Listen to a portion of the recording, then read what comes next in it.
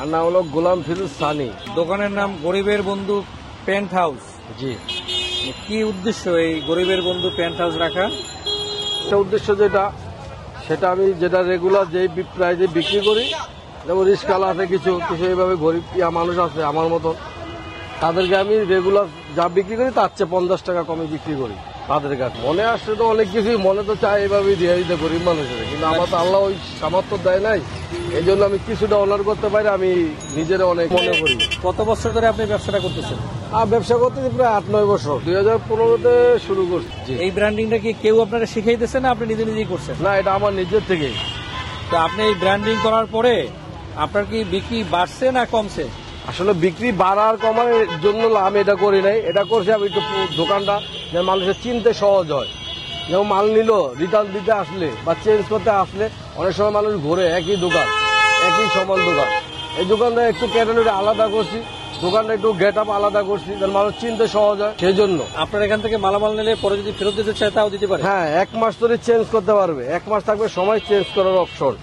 তারপরেও যদি নাও নেয় তার টাকাও রিটার্ন নিতে পারবে, সমস্যা নেই। এই নামটা আমার শুরুর থেকেই, আসলে বিক্রি বাড়াটা যদি নামে না, বিক্রি বাড়াটা হলো দোকানদারের ব্যবহারের কিছু কারণ থাকে, কিছু মালের প্রোডাক্টের কারণ থাকে, এবং কিছু প্রাইজের দিকটা থাকে, সব মিলেই ব্র্যান্ড মিলেই হয়, শুধু নামে হয় না। 8 বছর ধরে ব্যবসা করতেছেন, আপনার তো আরো ভালো জায়গায় যাওয়া উচিত ছিল।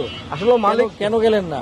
মালিক না চাইলে কি যাওয়ার সাধ্য কারো নাই, যদি আল্লাহ দয়া না করে তাহলে কারো যাওয়ার সাধ্য নাই। ব্যবসায় কখনো লস খেয়েছেন? ব্যবসা অনেকবার লস খাইছি, আর দ্বিতীয় কথা হলো আমি ব্যবসাটা পুঁজি যখন নামছি তখন আমার হাতে টাকা ছিল না, আমি সুদের উপরে নিয়ে নিছি, হাতে ফোন ছিল, বিক্রি করছি, ধার দেলাগিরি ব্যবসাটা প্রথমে শুরু করছি। প্রথমে আমি শুরু করেছিলাম প্রায় 60,000 টাকা, তখন এই গাড়ি ছিল না, আমি ভ্যান ভাড়া নিয়ে করতাম, এক বছর করছি এইভাবে।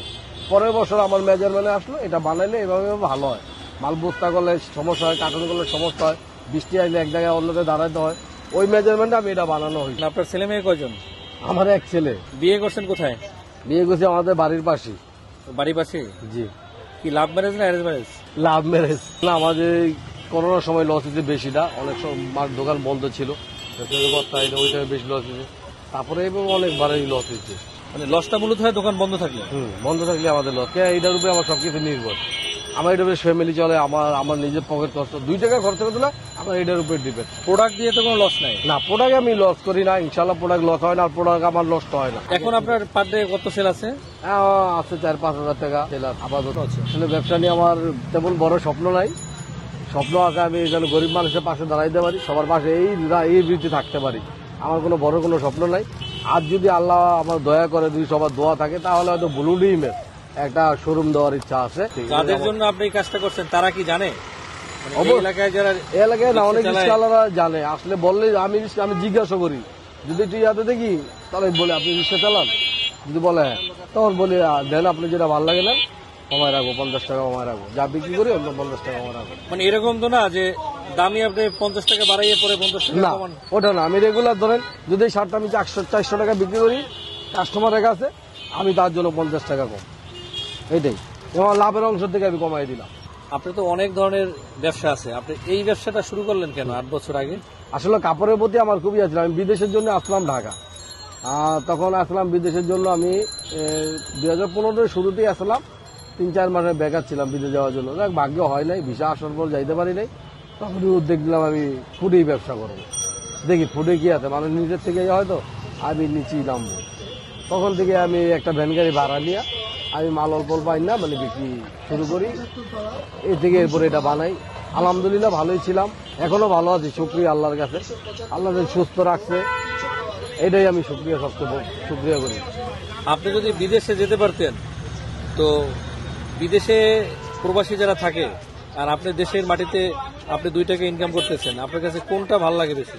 আসলে আমি বিদেশে কখনো যাই নাই, তখন একটা বিদেশে যাওয়ার মানে ছিল, চাহিদা ছিল, তখন আমি আবার সংসারও করি নাই, আমি বিয়ে করি নাই, তখন আমি বিয়ে করছি 18-তে, বিয়ে 18-তে করছি, তখন বিয়ে করি না, ওই জন্য আর কি বাড়ির থেকে একটু চাপ ছিল বিদেশ যাওয়ার জন্য, ভাই 50 টাকা একটু ভাঙতে দেন না কষ্ট করে কালকে,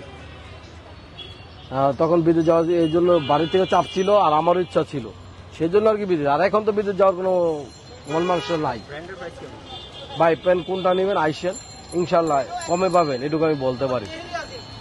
শার্ট আপনি দিচ্ছি না ভাই, শপিং নেন, দেন এই মাল কোথাও না, এই মাল আনাইছি চট্টগ্রাম থেকে, এই মাল মিরপুরের না ভাই। রং যেটা উঠবো ওটা দিব না, ইনশাল্লাহ আমার মালের রং উঠে না। তারপরে বাইসাইজ যদি হয়ে যায় তাও আমি মাল চেঞ্জ করে দিই, হয়ে গেল আমি চেঞ্জ করে দিই ভাই। প্রায় বিভিন্ন রেট আছে, আপনি 450 থেকে শুরু করে 800-900 টাকা পেন আছে, ঠিক আছে ভাই। 450 কটন বডি নিতে পারবেন, এটা আমি রেগুলার বিক্রি করি, 500 বিক্রি করি 450 ভাই। ভালো কোয়ালিটি কটন বডি, ভালো কোয়ালিটি আমিও পরি কটন বডি। আর সবচেয়ে ভালো ডেনিম মাল। ঈদ উপলক্ষে কিছু আমি দামি মাল করি, কালকে আবার ঢুকাবো কিছু দামি 5-6টা কালার, আপাতত 2টা কালার ঢুকাইছি, টাকা পয়সার সমস্যা প্রবলেম ছিল এই জন্য ব্ল্যাকটা ঢুকাইছি, এটা ঢুকাইছিলাম। আর এই দুটো বিক্রি শেষ পর্যায়ে কালকে হয়তো 4-5টা দামি মাল ঢুকানোর ইচ্ছা আছে যদি আল্লাহ রহমত করে। হ্যাঁ আসি ইনশাল্লাহ, একদম ঈদের দিন সকাল ধরেই আসি, আবার ঈদের 3 দিন পরে দোকান খোলা আছে, সমস্যা নাই, টেনশন নাই ভাইয়ের কাছে, সব ধরনের অপশন আছে। আমার ডেইলি দোকান শুরু করেন কয়টায়? 2টার পরে শুরু করি, সিজন টাইমে একটু বেশি তাড়াতাড়ি খুলি, সিজন টাইমে 12টার ভিতরে দোকান খোলার চেষ্টা করি, যেন অনেক কাস্টমার আছে হয়তো তাড়াতাড়ি আসে বা সময় শর্ট থাকে ইফতারের জন্য, ওই জন্য। আর এইভাবে 2টার পরে আমি দোকান খুলি। তার মানে 2টার পরে আপনি শুরু করেন এবং রাত্র রাত্র সিজন বাজারে দেরি করি, সিজন বাজারে 12টা, 1টা, 2টা, 3টায় দোকান বন্ধ করি। আর এইভাবে লোক আমি 11টা, 10:30 এর ভিতরে দোকান ক্লোজ করি। আপনার এখানে সর্বনিম্ন কয় টাকার প্রোডাক্ট আছে এবং সর্বোচ্চ কয় টাকার আছে? আসলে সর্বনিম্ন আমাদের 400 টাকা শার্ট আছে, 400 টাকা থেকে শুরু। আর এরপরে শার্ট এখন আছে, এখন বর্তমান বাজার আছে 550-600-এর ভিতরে।